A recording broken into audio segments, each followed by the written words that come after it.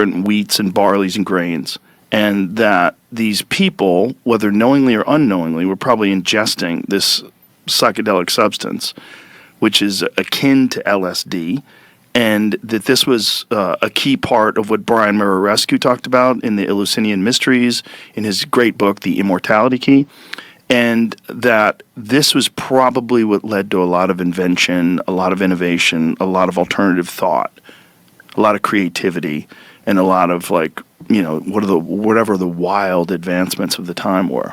Did you see that they just not proved it, but they just did a study on the Eleusinian Mysteries where they kind of showed that they were doing, they did have ergot, because when Brian wrote that book, they hadn't proved that, but something just came out that... Did you see it was a puma bone pipe that they found that tested positive for DMT? Where in Eleusis? I do not know. I think it was, it might have been in the America. No, where was that? Peru, yes. Oh, really? Yes. How old is that, Jamie? See if you can put that into perplexity if it knows what this is all about, because it's a fascinating subject. Because not only does it imply that they were willingly taking psychedelic drugs, that somehow or another they knew how to make DMT. Mm-hmm. Like, okay, what? Because that's a complicated process when you have to separate the molecule from whatever plant it's in, and then you have to figure out that you need to freebase it or smoke it. Like, how? What? This is actually in northwestern Argentina. Aha. The Andes, so it's still the Andes, but the Inca Cueva, a high-altitude cave site in Jujuy, northwestern Argentina. The tubular smoking pipes are made from the long bones of a puma. They were found alongside Anadenanthera cultures, not just in South America, but across the world, were using psychedelic substances. And yeah, that's interesting. I mean, the theory of whether that caused agriculture or whether that led to civilization or anything like that, I mean, I don't know, but it's certainly interesting that human beings seem to have been experimenting with psychoactive substances for a long time. And yeah, that's fascinating. Yeah, and much like in our culture today, and, you know, especially what happened in 1970, where all that stuff was demonized and put on Schedule 1, back then during the Eleusinian Mysteries, the reason why those mysteries stopped is because the powers that be were like, hey, these guys are a fucking problem. These trippy dudes with their weird ideas who invented democracy, they're going to fuck this whole thing up. We're not going to be able to run it and tell everybody what to do and force them into going to war. Yeah, I know. Yeah, but the powers that be always want to restrict any kind of like thought that's outside of the what they want people to think. They don't want people to think as freely as they can, and I guess anything that limits their control. Yeah. You know, because everybody wants control, and there's always new groups that say, "You don't know what the fuck you're doing. Let me take the realm," and that's always been the case, which is probably good. Yeah, I mean, I think it undoubtedly is. I think Tashtapela, which is in modern-day Turkey, is the earliest evidence, in my view, of something akin to civilization. And now archaeologists will say it's not civilization because it doesn't quite tick off every part of the checklist, but I think that's neither here nor there. I think it's clearly a very sophisticated culture. I mean, you have like 14 sites there that are now clearly shown to be interlinked, shared symbolisms, shared religious traditions, same architectural styles, very impressive architecture, clearly organized labor, stratified society, because how do you achieve that without someone at the top and someone below? And these are all things that we used to think were civilization, right? And yet people aren't happy with us calling Tashtapela a civilization, but I think it will get there. But don't you think that's just because of them trying to protect their timeline that they've been teaching? Yeah, and I think it will change. I think it will change. I don't think there's any other explanation other than that. I mean, it fits, as you said, all the criteria for civilization that we used to apply. And the fact that they were moving the goalposts just because they didn't know it existed. And they're finding residential buildings at Göbekli Tepe now, and that was always one that used to say, look, people didn't live there, they must have migrated there, but now they're finding that people did live there, like, I guess permanently, or at least semi-permanently. And look, yeah, there's all the sites, and crazy. Quite a vast area, all connected, and so the only ones they haven't got now is writing, discovery regarding writing at Göbekli Tepe and agriculture. Yeah, we talked about that yesterday. The Irving Finkel thing. Yes. So interesting. Yeah, really interesting. Yeah. So are those Ming era wall that most visitors picture is much shorter, still 8,850 kilometers, When associated structures and natural barriers are included, UNESCO describes the overall Great Wall complex as more than 20,000 kilometers long.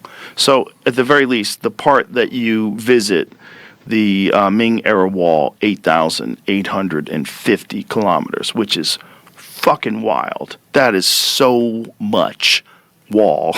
Yeah. Like, what were they doing?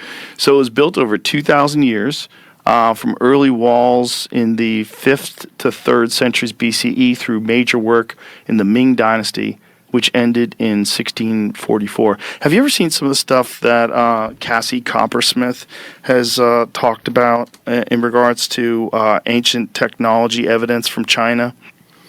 Not specifically her stuff, but there's lots of weird things in ancient China. Yeah, weird stuff like jade artifacts that seem to be machined, that don't make any sense, that are like super old, and that seem to be artifacts that were passed down from generations. That there was something like these ancient vases that they find in Egypt. Yeah. That they find these in these old sites, and that these things that were carved out of diorite, which is insanely hard stone, and carved to, within less than a human hair of variance.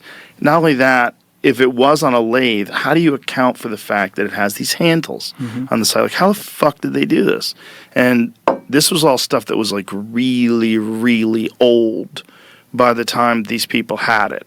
And that these people, their current state of pottery and sculpture and it's much cruder than this stuff. So it seems like these are like really old things that are artifacts of a time where things were more sophisticated.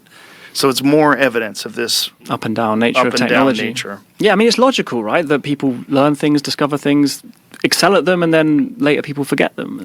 Of course, especially when you take into consideration natural disasters. Natural disasters, wars, things along those lines. Look like Baghdad, before the Mongols got there, was like the center of science in the world. Yeah. The Arabs, they were incredible at science. And then it's just the natural cycle of civilizations, and we see that throughout recorded history. So why would it not be the case for human beings in the much, much, much, much, much larger period of time, which is prehistory? But it's not just like natural disasters and things, and obviously that plays a part, but it's also just the sheer nature of preservation, right? Such a long amount of time that we've been around, human beings on this planet. It's just almost impossible for things to survive when we talk about these 100,000 years, 200,000 years. Yeah. It's so hard for things to survive that long. Right. Any objects, any things that would be left over. Like, I'm sure you've seen those AI depictions of what New York City would look like in just 1,000 years. It's like nothing. Everything's crumbling, gone. It's mental. No buildings, no glass. Everything gets absorbed in the earth. You got a jungle where Manhattan is. And maybe you would stumble upon a piece of metal one day. Yeah. But even then, I've done quite a lot of research on material degradation. And long ago that we can carbon date and that we can test. So how much do we not find? Most of it? Yeah, almost all of it. Because the chances like? of that surviving is so unbelievably unlikely. I'm a moron, but I had a thought. My thought was, if AI can get so intelligent that it can do an accurate account of all of the objects on Earth, all of the people on Earth, all of the things on Earth, essentially every molecule that exists on Earth, and then extrapolate back to how they got in that position in the first place, whether through natural ore deposits, natural disasters, volcanoes, all these different things. Like, I wonder what kind of a version of a timeline we would be able to construct with like a super advanced artificial intelligence. I wonder if it's possible to get a framework that is much more definitive than what we're looking at now. I don't know if it's possible. I mean, you'd have to have enough technology that you would be able to literally like scan the entire outer crust of the Earth, which seems daunting today, but ground penetrating radar seemed ridiculous 500 years ago, right? So as we continue to expand, I mean, AI is solving math equations that have perplexed mathematicians for 50 years. They're solving it like that. So this is a new thing. It's very, very rapidly emerging thing. I wonder what kind of a version, what kind of a map of history, at least in terms of like rough timelines of things, we'll be able to get. That's the great hope for archaeology, right? Is that modern technology allows us to discover things that we previously would not have been able to discover. And as you say, LiDAR is the current example of that. Right? See what you got hiding in your Just basement. find some guy like, what's your Google search like? Yeah. Let's find out who's got the stuff.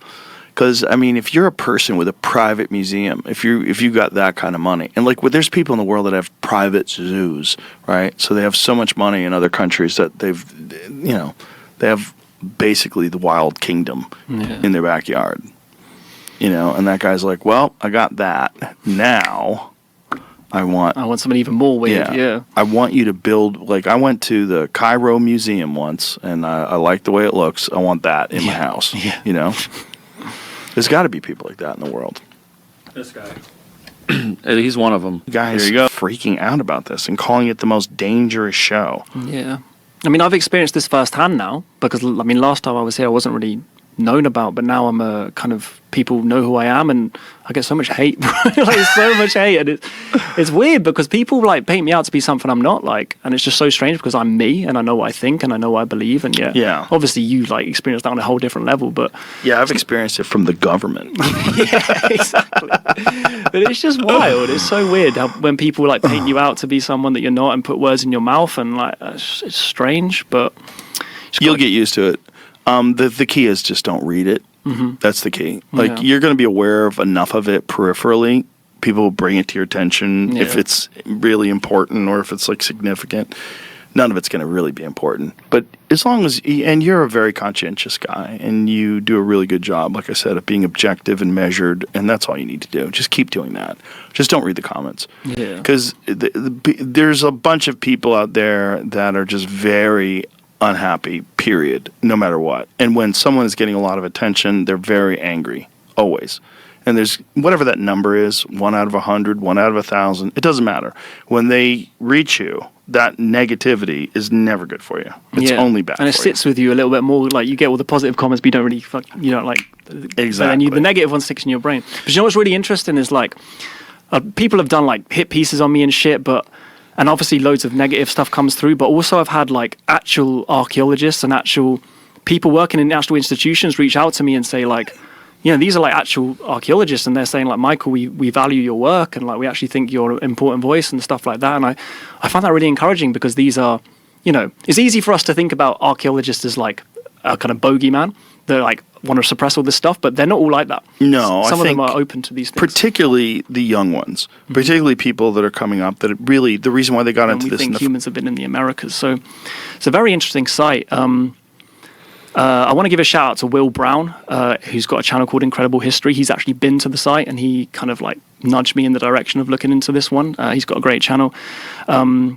But yeah, it's super interesting because we can't prove it because the tools have gone missing. The site no longer exists, but there's a paper out there written by serious scientists saying that, there could be human presence in the Americas over 200,000 years ago, potentially even older than that. And that would just radically change our understanding of humans in America. So then when you put all these sites together, so obviously White Sands is the earliest at 22,000, but then when you add that to Chicoete Cave, as I mentioned earlier, 33,000, Pedra Furada in Brazil, over 50,000, Saruti Mastodon, 130,000.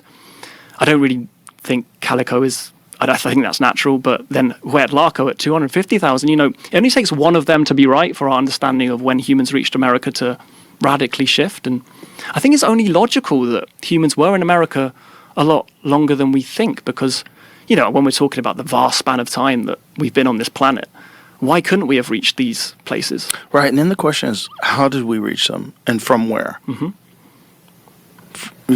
From where? Exactly. That's the weird thing is when you look at like pyramid structures, for instance, like where did that idea come from? Think that it's cultural as in human rather than natural, but they can't prove it because there's no associated artifacts and no associated skeletons, but they think that it kind of leans towards being a cultural origin.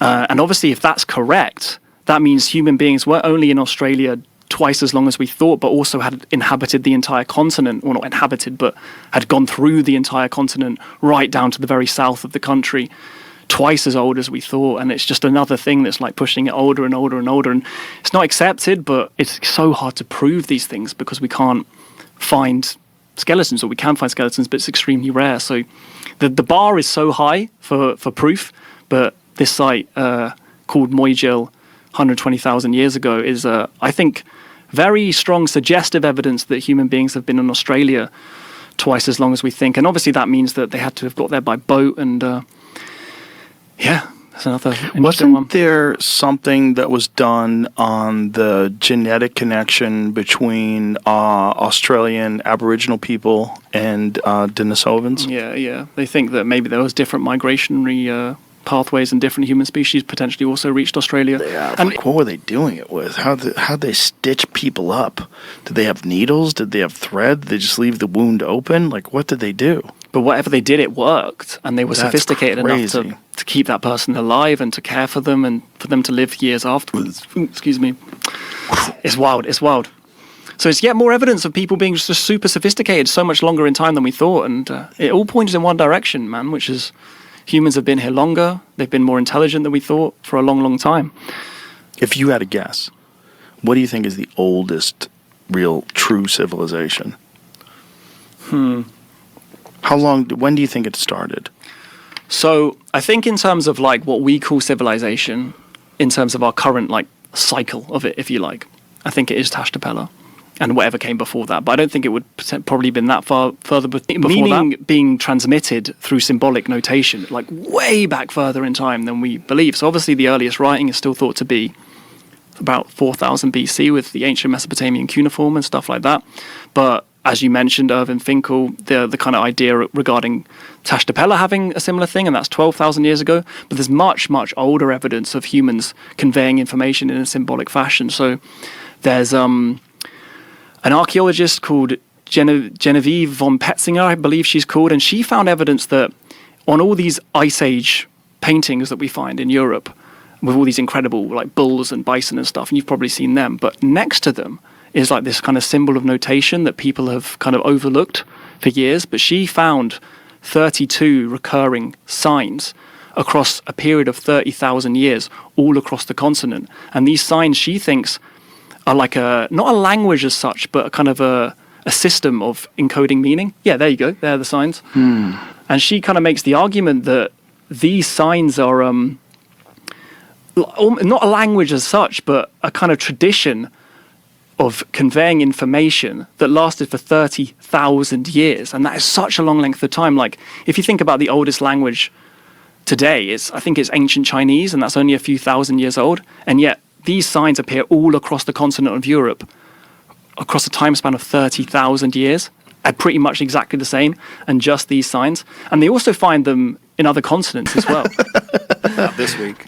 But we're super happy to have you in anytime you've got some new stuff you want to talk about, and I'm really excited that your channel just keeps growing because it's really good, man. You can really tell you put in so much work and so much effort and research, and it's just excellent. It's super entertaining, and it's right up my alley. So I appreciate it, Joe. Thanks for being the fucking man.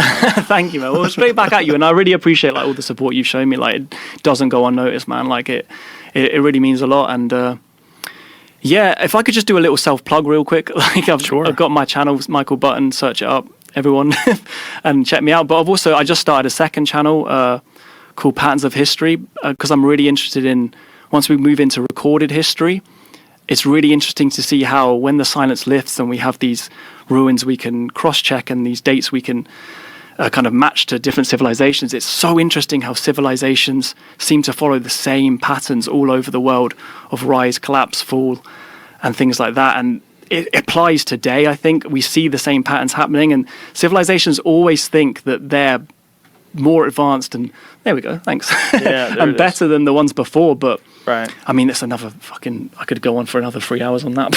But it's so interesting how we see the same recurring patterns happen throughout civilizations across recorded history as well. So that's like another little project that I'm working on, but I'm still I'm still going to go as hard as I possibly can on the kind of archaeological lost history side Well, of it's things. beautiful that you have so much time to do two different channels too. It's awesome. Yeah, well, I'm trying my best. Well, you're kicking ass, dude. Congratulations. It's awesome. Always great to have you. Thank you for being here. One more time, people want to see your channel. They want to find you. What's the best place? I know you're on Spotify now as well, right? So just audio. Yeah, well, it's the videos as well. It's The exactly videos the as same. well? Okay, yeah, I just great. put them up there so people can, if